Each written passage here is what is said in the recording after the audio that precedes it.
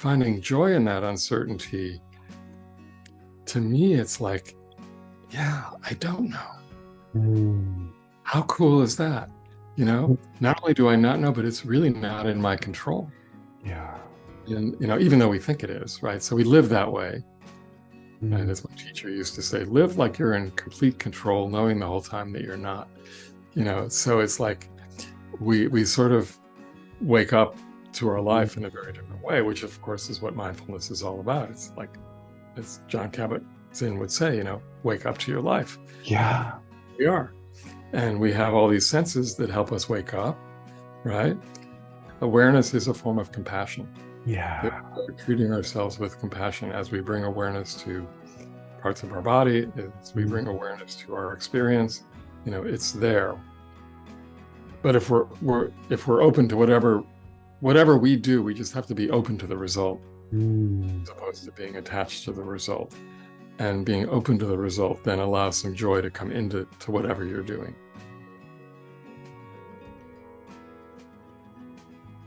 Hello, everyone. This is Dr. Kasim Al-Mashat, registered psychologist, a mindfulness teacher, trainer, and founder of the Center for Mindfulness Canada in North Vancouver. I'm interested in sharing conversations that support positive change, well-being, and mindful living. I'm really thrilled to introduce today's guest, a dear colleague, Jon Aaron. Welcome, Jon. And Nice to be here. warm welcome to you. I love Vancouver. Yes, it's really is a beautiful city. It really is a beautiful city. A little promo for Vancouver. And for those of you who are not familiar with Jon's work, I'm just going to read a little bio here. Jon is a well-established meditation teacher and teacher trainer. He is the co-founder of the MBSR, or Mindfulness-Based Stress Reduction, a teacher collaborative of Greater New York, and a founding member of the Global Mindfulness Collaborative, GMC. Jon is also a longtime teacher at New York Insight Meditation Center and teaches Buddhist Dharma. Among his primary interests are the use of meditation and somatic work in healing trauma and working with individuals with chronic pain and grief. That's really interesting. I'd love to chat about that. Recently, he has been teaching for the New York Police Department in an 8-hour intervention called Cultivating Mindfulness, Expanding the Capacity of Mind and Body to Work with Stress, Anxiety, and Trauma. Wow, that's fulfilling there. And during the pandemic, he co-founded with his partner Space to Meditate, and that's spelled space, so SPACE, the number 2, and then meditate.net. During the pandemic, and it's an online community that's still going strong 6 days a week. You can also 7 days actually. 7 days now. Okay, it's expanded. Well, expanded to 8 days a week even.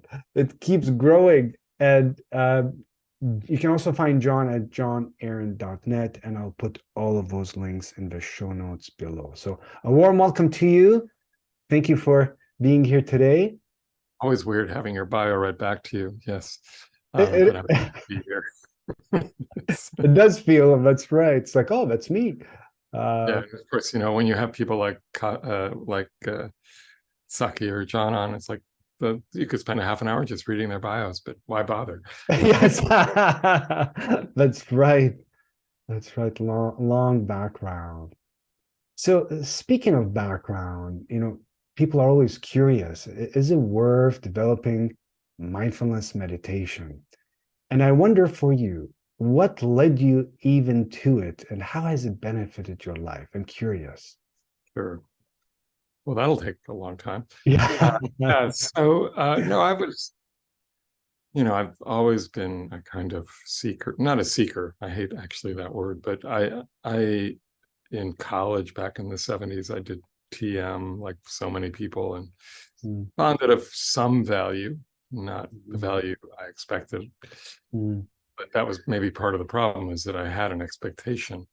And expectation, as I've discovered, actually gets in the way of what might actually happen. But that's a whole other topic. Yes. Then, later, as I left college, I was actually quite involved in music, which I saw as quite a spiritual activity. Mm, And then was kind of, growing up in a very secular Jewish home, mm, was always kind of curious about Jewish mystical traditions, mm, but found that because I had very little knowledge of Hebrew, that those mystical traditions are kind of hard to, at least for me at the time, were hard to access without really like having a lot of other training.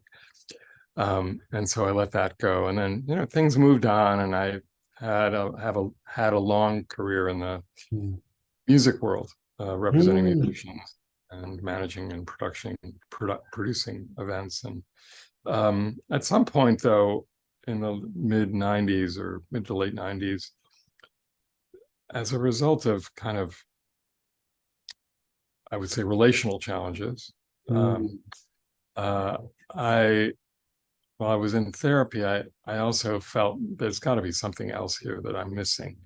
mm, And by accident, I was at a professional conference in Aspen, and I was staying with a colleague out there, and he had on the coffee table a book called Buddhism Without Beliefs by Stephen Batchelor. mm, This happened the day I was leaving, and it's a very short book for anybody that knows it.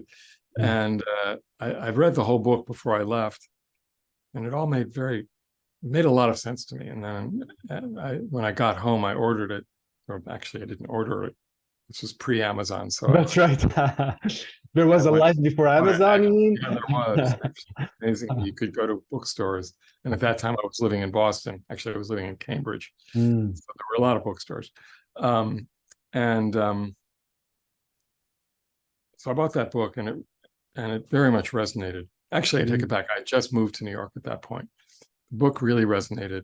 Prior to that, I had read Thich Nhat Hanh's Miracle of Mindfulness, mm, which was recommended by a colleague and friend. mm. Uh, and that book also was quite astonishing, and not necessarily from the Buddhist perspective, even though obviously Thich Nhat Hanh is a serious, you know, Buddhist and Zen practitioner. Mm. That particular book was really meant for everyone, Yeah. regardless of their knowledge of Dharma. And so that book got me started, then followed by Buddhism Without Beliefs. And I found New York Insight, which at that point had just started in the late 90s. Uh, and then went on my first retreat at Insight Meditation Society in Massachusetts. Mm, And it kind of turned me around. And that was a loving kindness retreat. I had no idea what I was getting into. I just signed up for the retreat when I was available. mm. And on the way up, people I was going up with who had more experience said, "Oh, it's a loving kindness retreat." And I didn't ask, "Well, what's that?" What does that mean? What do we do?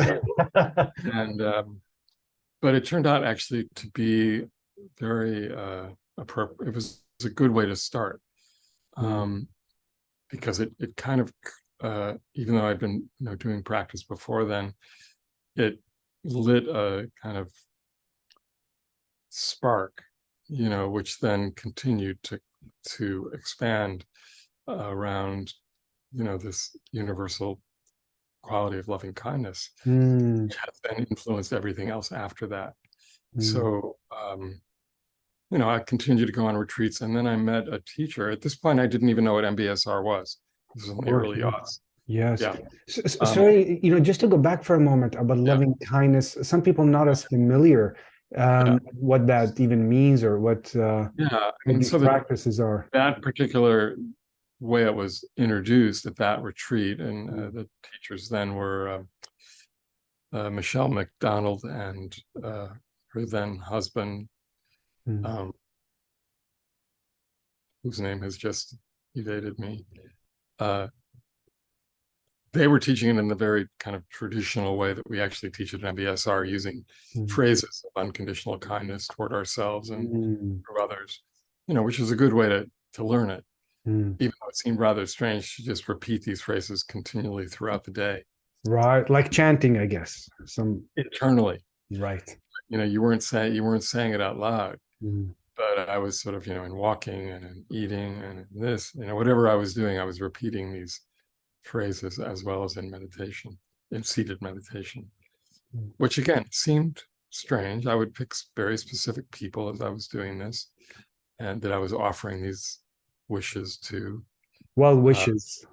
yeah. Yeah. And I mean, loving kindness is a practice of unconditional love that you're radiating outward Mm. as well as inward. And it's something that does come into mindfulness-based stress reduction, which of course is a whole other conversation that we can get Mm.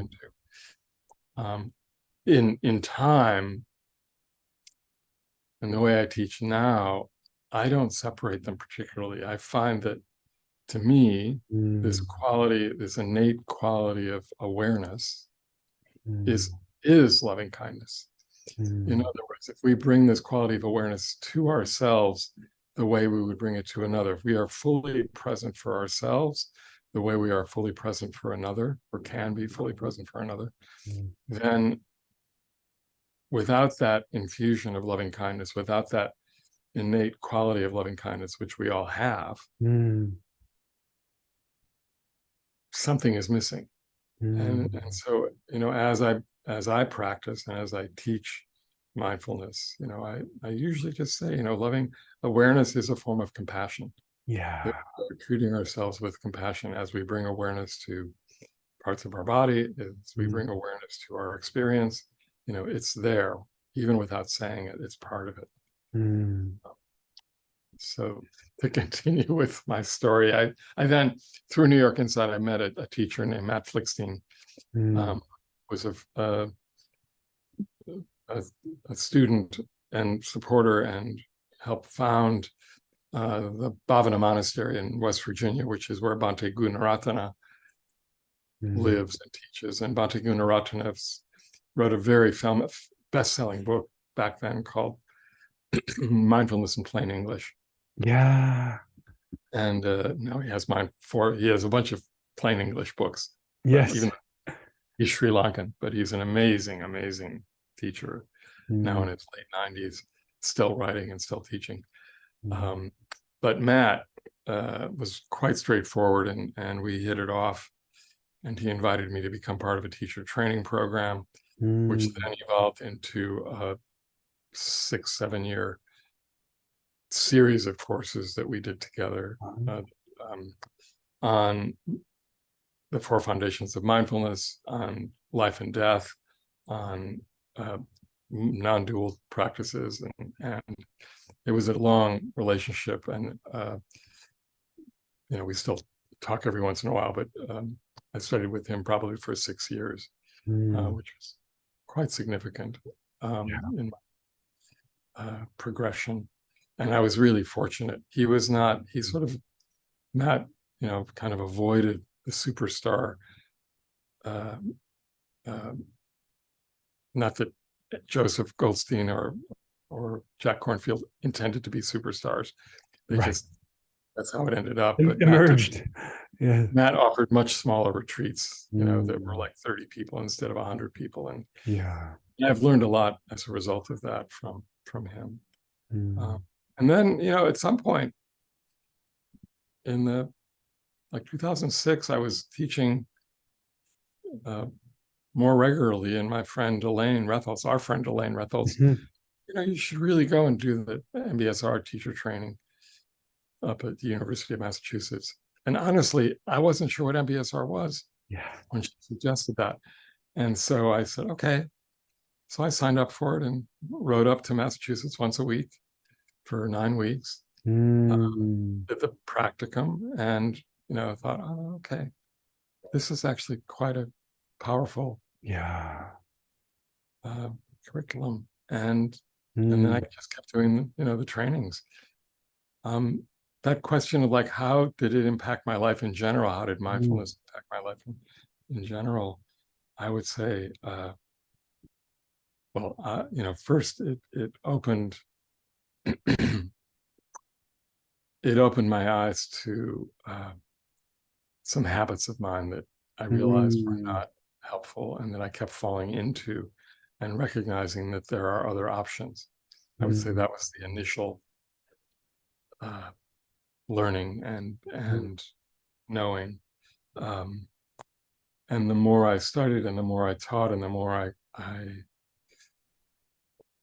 understood the original teachings, the Dharma teachings that MBSR is based on, Mm, um, I kept seeing changes in myself and then changes in others, and uh, have really learned, I've really lightened up around my life, mm, and opened to um, the natural uncertainties of life in a way which, instead of fearing those uncertainties, uh, I actually relish them because mm, everything is uncertain. And if I understand and live in a way that I don't know what's going to happen moment to moment, and I don't need to know, mm. then then then life is very different. It's like, I mean, I'd like to know. Of course, yes. Even if I knew, I wouldn't be able to count on it, right? And Mm, so obviously we can count on certain things, but I mean, on one level, right?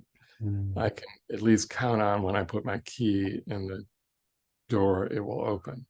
I mm. can count on, generally speaking, that the sun will come up. Yeah. You know, I can count on my partner. I can count on friends. So Mm, that's one thing. Uh, but even that, right? It's like and this is where, life and death is so important, and our ability to uh, be with that uncertainty of illness and dying, and mm, then we relate to people very differently, knowing that we may not see them tomorrow. mm. And any of us that have had that experience of losing a friend suddenly, or losing a family member, like Yeah. literally, Yeah. no prior illness, obvious illness, or an accident or whatever, it's like, oh, Yeah. so if you lived that way of knowing that anybody at any moment, including you, could be gone, how does that Mm, change the way we relate to experience? mm. Um, and that alone really wakes you up. Yeah. There's something about how you're sharing it is because I can see how that could also create anxiety for some people. But something about the principles you're sharing is there's some embracing of that uncertainty rather than it's like, oh, I could be gone, or this loved one could be gone, which can create like Yeah, fear and contraction. So, what would you say about that? Like this uncertainty, and how do we not live with it? How do we thrive with it? I'd love yeah, to hear your thoughts on this yeah, uncertainty, and maybe even finding joy. Like what? yeah. Yeah. Gee, just named a talk I gave. Yeah. The uh, so I think, for me, one of the most transformative experiences in my training, both from my teacher Matt, but also later with the the Center for the New York Zen Center for Contemplative Care, which was all about death and dying. Mm, Studying death and dying, and now I teach a lot of that. It's one of my favorite classes to teach. Is um, well, we've called it a number of things. One is life and death. Is that all there is? mm. And another iteration of it was life, death, etc. But it all amounted, Oh actually, a lot of yeah. it all came out of another transformative book for me, and I highly recommend it. Is Stephen Levine's A Year to Live. Yeah. And it's a very short and readable book with a number of practices. I read that actually when I was on retreat once at the Bhavana Monastery. It happened to be in their library. And I think that doing various kinds of death practices Mm, is quite eye-opening, and that um,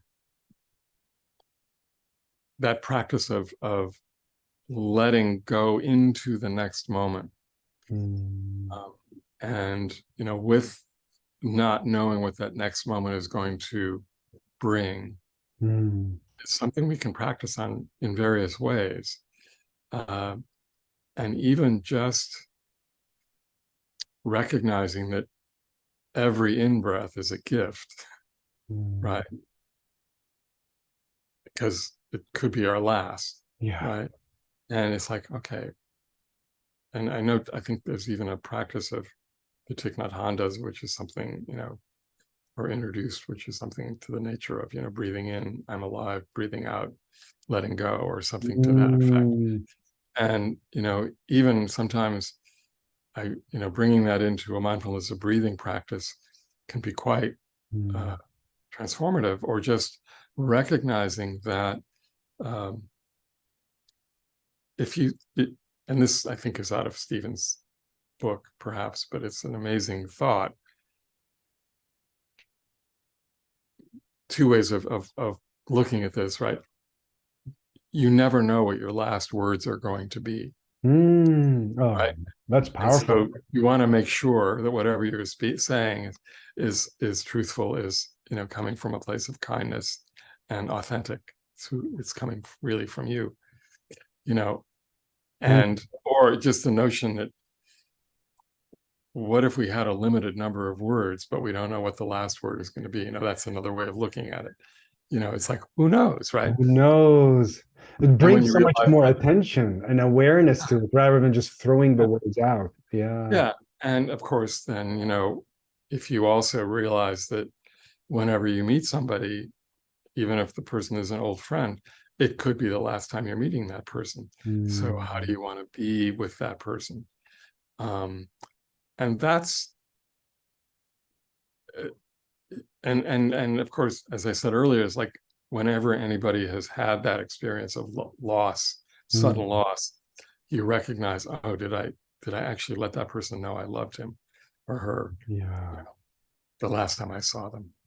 Was I really there for that person the last time I saw them? And Mm. it's like, oh, okay. And so there's that. And so that's one practice. The other, finding joy in that uncertainty. To me, it's like, yeah, I don't know. Mm. How cool is that? Not only do I not know, but it's really not in my control. Yeah. And, even though we think it is, right? So we live that way. And Mm. as my teacher used to say, live like you're in complete control, knowing the whole time that you're not. So it's like we sort of live in a way that, okay, I'm in control of this, or at least I can pretend, right? Mm. But I have no idea. And that's okay too, right? So sometimes it's just this shift in attitude when you start to recognize that you don't know how many days, whether you're going to live tomorrow.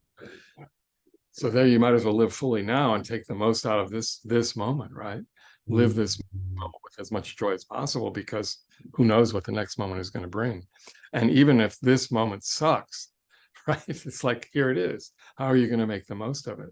And Mm. so it's like in that shift of attitude, we can really wake up to our life in a very different way, which of course is what mindfulness is all about. It's like, as John Kabat-Zinn would say, wake up to your life. Yeah.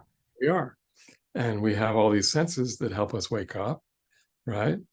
We have this part of our mind which gets in the way most of the Mm. time. Says, oh no, But once we sort of see through that, once we can recognize that as only habit mind, Mm. then we have options.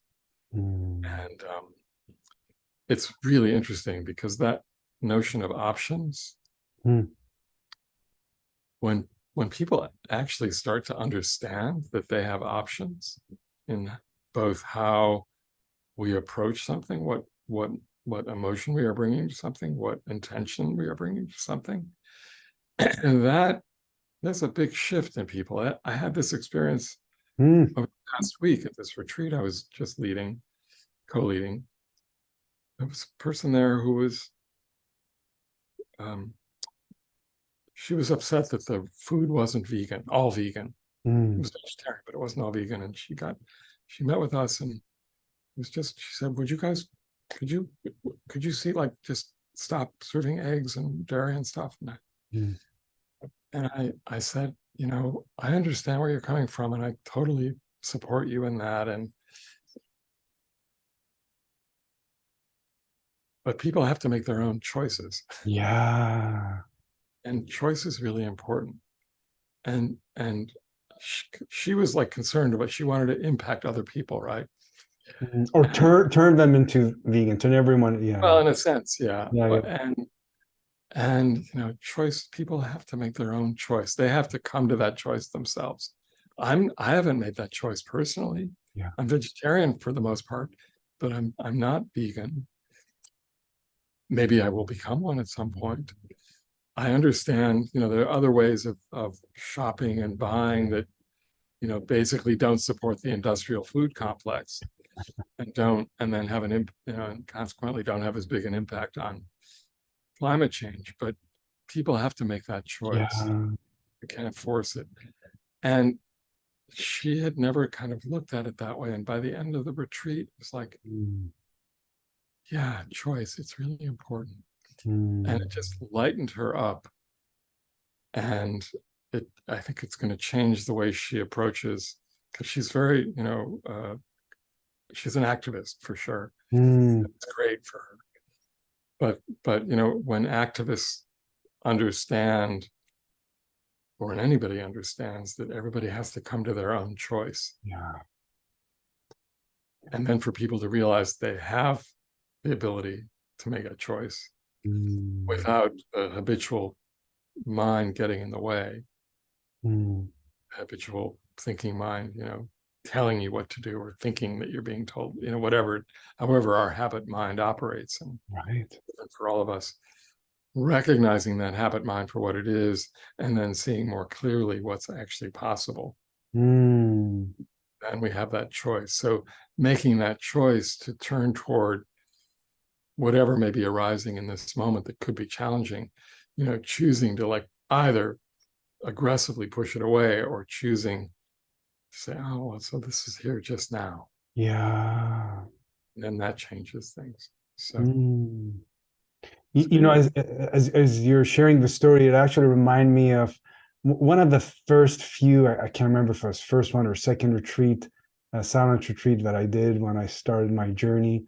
And one of the first questions that I had for the teacher at the time is, do I have to become vegetarian now? Like, I really love like eating my meats. I remember that. Like I had But this concept, yeah, and it said beautifully. I mean, his response was, let things unfold naturally. right. If that's what pulls you to do, then yes. If it doesn't, then it's okay. And it kind of shifted a certain paradigm I had, that I had to be a certain way to benefit from this practice. Like now I have to become this, or I have to become that. Yeah. And I just want to link this to a couple of really insightful things you shared. First, about choices. So, we have choice. And in working with uncertainty, the choice we have is, it seems, embracing what's here. That's a choice. Like we don't, maybe we're not choosing that it's a tough day, whatever it's, if it's raining, or, we lost a job, or there's a breakup, or had some illness. Some things we didn't choose showed up. But how to work with it, Right. that's the choice. So that's what I'm hearing from Yeah, you, exactly. the, Yeah. the Yeah. embracing, the stimulus may not be in our control, whatever the stressor, but how we respond is that? Yeah. And that's the basis of MBSR, of course. I think, and the basis of Dharma, actually. Yeah. But we have this practice that is unfortunate, with the unfortunate name choiceless awareness, right? Mm. And people sometimes misconstrue that, because there is a choice, right? What's choiceless is what arises. Right. That's choiceless. The choice is how we turn or not turn toward Mm. what is arising. Now, the joy aspect of that. Mm. Um, so um, I don't know, just on a mundane level, you're trying to get to an appointment, Mm. and the subway is late, or there's traffic, or whatever it is, right? Completely out of your control, Yeah. right? So you can there's the uncertainty, right? There's the uncertainty that's choiceless, that has just arisen, right? Mhm. And you're going to be late. Mm, So of course you can get all upset about that, mm, and start sweating and rushing and whatever it is. Or you can just recognize, oh yeah, so this has happened. mm, It's out of my control. I can make a phone call and say, I'm going to be late, and then I can kind of relax to get where I'm going. Or it's like, it's not the end of the world, right? mm. Our mind so often thinks, oh, it's going to be horrible because you're going to be late, as if the world is ending, right? But Yeah. otherwise, it's just like, this is how it is. Mm, Okay, what's next? It's like, what's next? And something lightens up when that happens. mm, And now, you know, let's face it. I mean, the world is in pretty serious shape right now, mm, right? And we want to do something about it. Hopefully, mm. you know, individually, it's like we want to do something about it. Yeah. Right? We can only do something about our own actions, which then Mm, may and part of that action may involve activism, mhm, others. But in that practice of activism, however that may manifest for someone, um, if we recognize that we can put something out there, but we can't. We don't know what the outcome will be, and B, can't mm, control others. And if we try to control others, it's like trying to control ourselves. mm. There's going to be some suffering that arises, Yeah. certain stress that arises. Whereas if we can put it out there and be open and recognize that everybody has choices, both the choice on, say, how to eat, or how to drive, or or not to drive, or whatever, Mm, right? Um, but if we're open to whatever we do, we just have to be open to the result, mm, as opposed to being attached to the result. And being open to the result then allows some joy to come into whatever you're doing. mm. Just don't know. We Yeah. never know. And knowing that we never know, and accepting that we never know, just, it makes life a lot easier. Yeah. Um, and to me, that's really important. Mm. Um, and it also opens us up to so many other possibilities. Mm. When you're sharing about, this is just how it is, sometimes, people confuse it with like, I have to like it, rather Right. than, well, it's actually just how it is, like you're describing a traffic or a diagnosis, or it's nothing about that needing to like it, but it's actually here. And mindfulness seems to support us in just, okay, now what do I do? That it's here, stuck in traffic, or this. Yeah. Yeah. And mindfulness, if we remember that mindfulness is imbued with kindness, Mm, then we don't beat ourselves up. And sure, we can get a diagnosis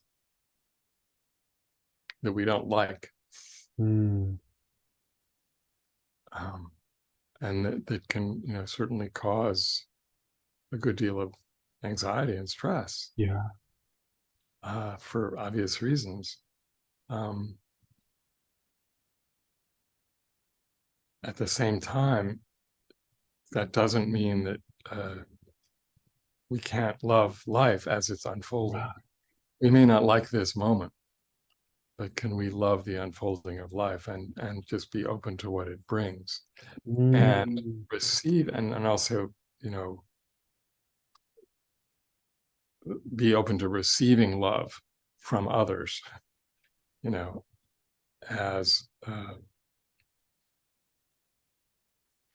as a way of working with whatever the difficulty is.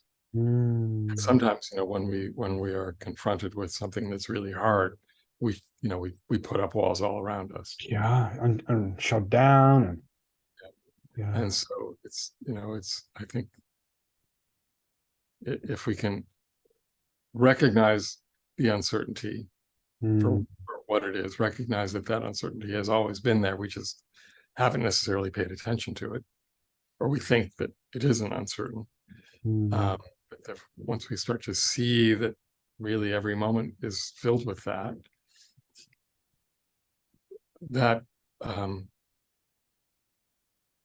then even when we get a bad diagnosis, we still don't know what's next, right? It's like here, and yes, there's this prognosis, and then there's that prognosis, and then there's all this other stuff going on. It's like, okay, here's this diagnosis. What's next? yeah. And it's like the shift of tone, even how we talk to ourselves, how we analyze the Mm. situation. And yeah, so I'm wondering if we haven't really described what mindfulness is for those who are wondering, like what actually, those who have never practiced, what is mindfulness? What is mindfulness-based stress reduction in BSR? Can you say just a few things about that?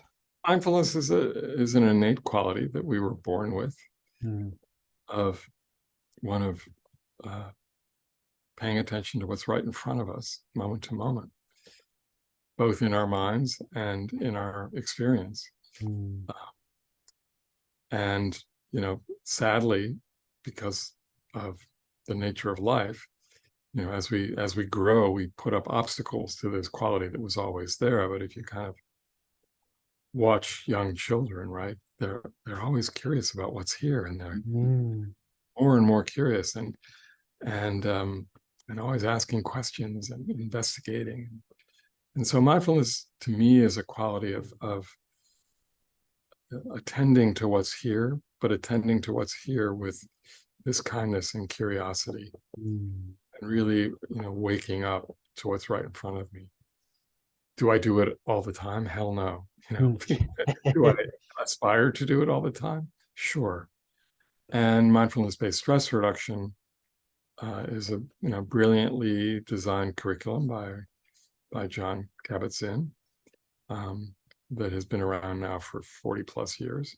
Mm, And it's a curriculum that helps us develop or redevelop this quality that was already here mm, by introducing various forms of meditation, by doing some informal, just the idea of informally practicing all the mm. time. So we're bringing a different kind of awareness to whatever we happen to be doing, which is really waking up to life, so even that which may seem mundane Mm, can be interesting. mm. Um, and I think that's, the beauty of these practices is it, mm, uh, yeah, I think that says it. It wakes us up to life, Yeah. now it can do much more than that too, because when we start to see how we identify with who we are and the suffering that brings, and we start to let Mm, go of that, the strength of that identity, mm. um, we see even more, that that's one step at a time. Yeah. But I've seen people completely turn around their lives after an 8-week MBSR class Yeah. in many ways, um, and then continue to study the various teachings around it, whether they're Buddhist teachings or other teachings, Mm, um, and all the science that goes behind it. So um, it's it's uh, it's a quality that if the more and more people who really take these practices on, there is a chance that this world can change. yeah. And thankfully we see that happening. I mean, we see more and more people doing this, and uh, um, the ways we can communicate now have helped that a lot. So Mm, I know both of us have had classes that are pretty international yeah. because of Zoom, which isn't to say that I don't love teaching in person and look forward to those opportunities whenever they come. So Mm. yeah. So is that a good enough description? Yeah, really good thinking. You're really naming how this mindfulness-based stress reduction and BSR, it's not just about learning to meditate. Right. It's By the learning end of the 8 weeks, these people do establish a meditation practice, but there's formal, informal, and so many options: sitting, lying down, standing, walking, all the meditations. What has really, like, what I've fallen in love in my own life with the practices in MBSR is, like, how am I living this day? yeah, Like, what are some of the habits you spoke about earlier? Habit patterns of thinking, habit patterns of behavior or coping. Like, for me, what led me to the practice is overwork, and to the point where I had to go on, disability. yeah, that's So that was, 20 something you years ago. Right. I know. So I have to always keep a close eye on that. And I do have that tendency, take on more, and always just got to check in so I can be more effective and recharge. And I love that because it's transformed how I am with myself, how I keep aspiring to be better with others, and how I see people who take the program, the Yeah, the the actual change and people, how they live their life, yeah. the I warn people, transformation. it's part of my orientation. I warn them. I say, if you're not interested in transformation, don't take this course. Yeah. Should be a disclaimer: Yeah, transformation in progress. yeah, exactly. So Yeah. might be interesting. We talked about this earlier, and I can just introduce it and try to guide a very short practice, maybe on ways of playing with that. Yes. Close out. So yeah, I would invite people to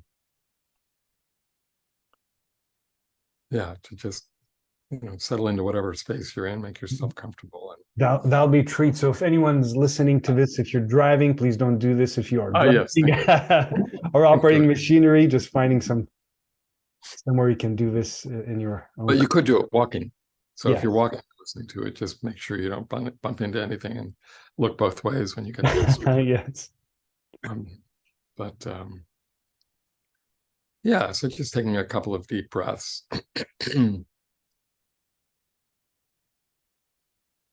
And literally, as you breathe,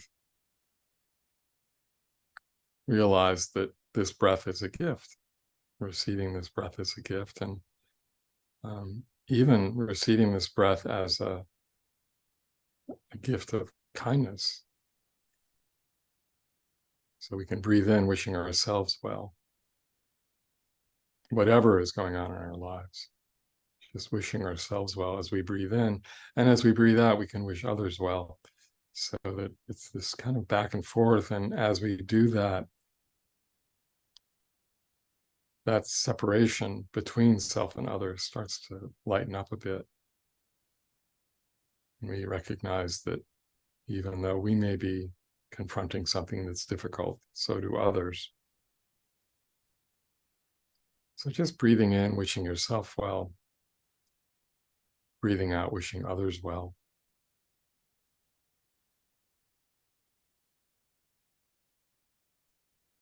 And if you find yourself resisting as part of that, wishing that resistance well. So whatever is arising, we're turning toward it with an attitude of kindness and curiosity, and just kind of holding that. So we're curious about the resistance, but kindly toward that resistance, and breathing out, wishing others well.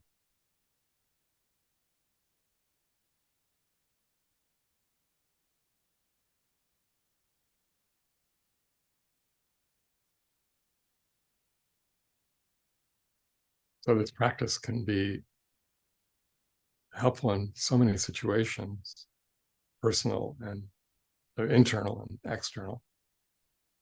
But when there's something internal that's happening, bringing this level of curiosity and kindness to whatever is arising helps to soften the grip that it may have on us.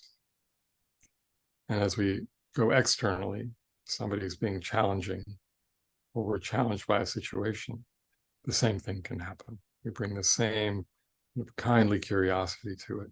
It's like, oh, here it is. It's this. I can love this, even just for a moment.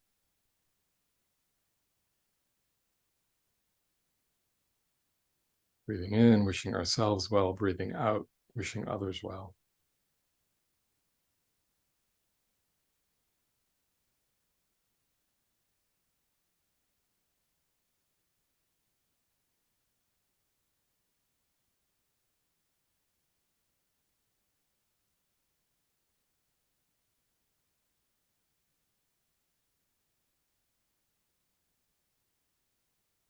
So even as we go through our day, we can stop at any moment and just practice that for a minute, just to remind ourselves to kind of rekindle both the muscle of mindfulness and the muscle of loving kindness, the two of which are always working together. So I don't have a bell, but we'll just imagine that one rang, and thank you for that short time together. So yeah, hope that helps. Yeah. There's a softening in that. I can feel what came up for me is as a stranger a couple of weeks ago in traffic, and I was just trying to leave a parking lot, and there are a couple of cars behind, and I was with my wife, and this person had a belief that I should drive faster, I think, and they just like the amount of honking at me, like I could feel my heart rate beating. I'm like, what's going on here? And internally, I was just like, I could feel it, like what is the problem? I mean, and that kind of stayed with me, even though it's like, I don't know, this person, I'll probably never see them again. But who knows, maybe coincidence. But anyway, so that came up for me in this practice. And it's like, that moment, I didn't like that moment. And can wish that person well, whatever's going on for them, and can also kind of send compassion. I can feel it to me for the impact on my physiology and impact on my life that this upset person had, because we weren't driving we didn't get out of a stop sign fast enough or whatever it was for them, right? But I mean, I guess, as you guided us for this practice, this again is back to choice. I don't have the choice to change that person who is just whatever's going on in their life. They're experiencing anger, Right. upsetness, and kind of lashing out at others. And so I could feel it in me as you guided us. It was just like a soft, like, okay, softening the heart, like, wish you well. And I'm not the only person who's experienced, blood boiling in traffic after someone just kind of screams at them for no reason. Right. Yeah, exactly. Yeah. Yeah. Mm. Mm. Mm. Oh yeah, I hope that was helpful. Thank you. Thank you. It's Well, been fun. really, thank you for the time. Thank you for the wisdom. Thank you for all the work you've done. And it truly is a treat to have this conversation. It's been a treat working together outside of this podcast. We tell people that we work together. Yeah, yeah. I look forward to Yeah. more collaborations Great. too. And Yeah. Thanks, Kasim. and I'll put all the links to your sites. I know you have retreats, Great. different kinds of your training, so I'll put all that in the show notes. And I want Thank to you. thank you. And I want to thank everyone for joining us today. Thank you for listening and watching. If you found this useful and helpful, feel free to share, like, and if you haven't done already, subscribe. May your moments be filled with ease, and may your moments be filled with joy. Thank you.